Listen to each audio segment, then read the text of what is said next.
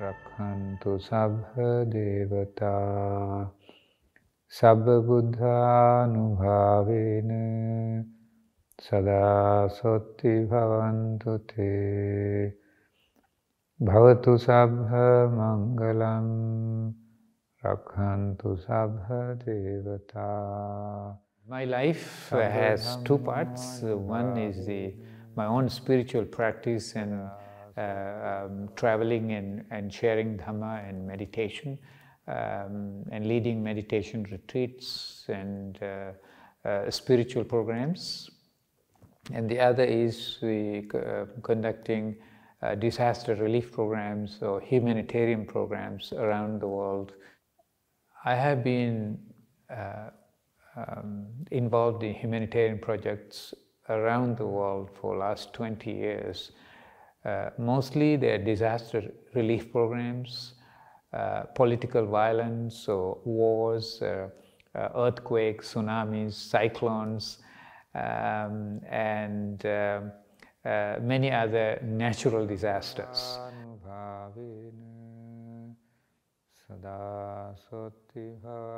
I have a good group of people who trust me for many years, who are sponsors or supporters. Often it is very risky, sometimes it is very dangerous, but you need to put your life forward and not to think too much of yourself, and you need to think how you can alleviate pain and suffering of others, what you can do to improve their lives. It's important for all of us to remember that we don't live in this world alone on our own. We need to always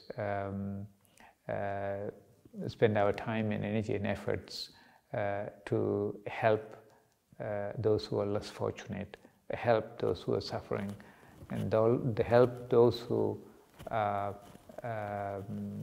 in pain. Bhavatu Sabha Mangalam Rakhantu Sabha Devata Sabha Sanghanubhavena. I have been in Czech Republic almost more than 20 years total, but in this place about 18 years in this Samadhi Buddhist Meditation Center. This is set up as a retreat center where people could come and live in a peaceful environment and get settled and get into their own meditation practice. Coming to Czech Republic, I had no plans to come here.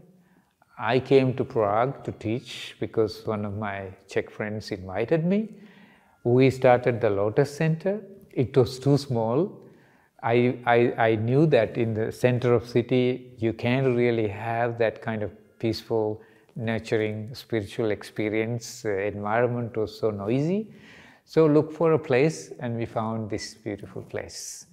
And we had no funds to support a big center like this, but I talked to one of my sponsors and he agreed to finance it.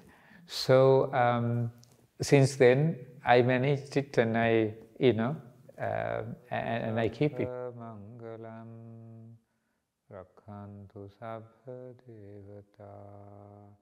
We cannot dream of tomorrow and next month and next week. It is good to have some ideas, but don't be attached to any future vision in life. If you get attached, then you get distressed, and you can even get depressed, because future will unfold very often not in the way that you want it to unfold, but it is unfolding on its own. So if I have to leave Czech Republic, I can leave. If I have to stay here, I will stay. So honestly, I live without having any set concrete goals for my future.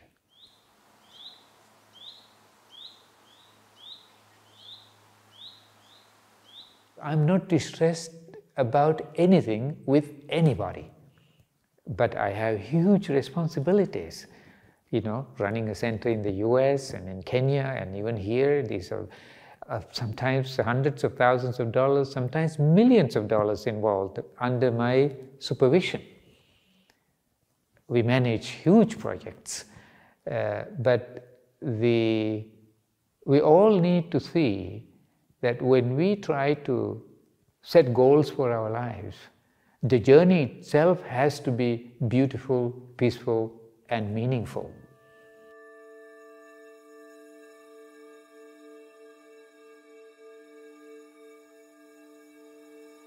I'm growing sweet potatoes here, so I have many of them inside.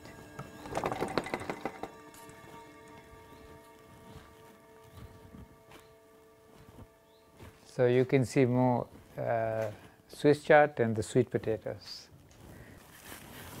Very big. They are growing happily. See how big it is? It's already this big. See, they are coming.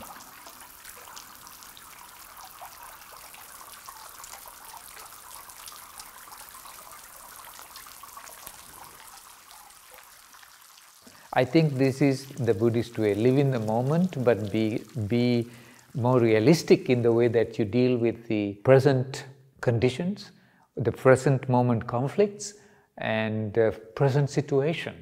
And do not be in conflict with anything. I think every day we should wake up to be happy. Not because we have everything we want or we have no problems, just because it's so amazing to be able to wake up and open your eyes and feel your breath and feel alive and know that you have a roof over your head and feel gratitude for all the things that you have in life and know that I want to bring the best of me today, to this day. I want to give the best of me to everybody that I come across.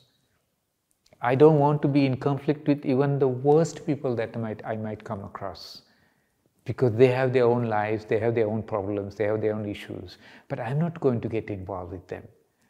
I'm not going to be negative about them. I'm not going to hurt or torture me because of their bad behavior.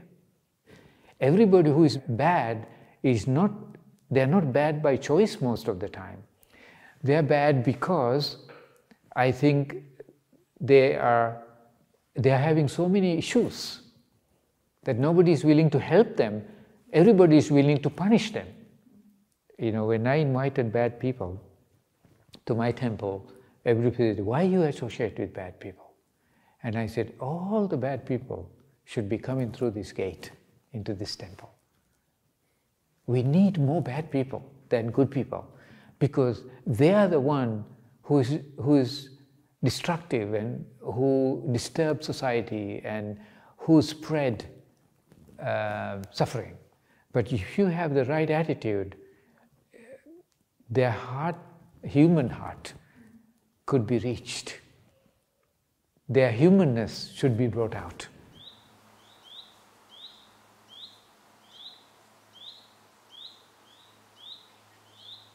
We often forget that any bad person you see, it could be you. Because it doesn't take too much for us to become bad.